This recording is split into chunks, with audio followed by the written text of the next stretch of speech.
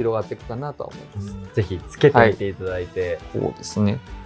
僕結構鼻炎持ちなんですけど、花粉症が年中あるような人なんですけど、はい鼻の通りは良くなった気がします、そこをすることによって、この上ぐらいまでは結構スースー感とかあります。つけてて違和感もないですし、寝てる時につけるのは普通に寝れるかなとは思います。先生的には意外と鼻いびきだったらこれは効きそうですか？鼻いびき結構いいかもしれないですね。そうなんですね。しかもこれ1000円ぐらいだったんで。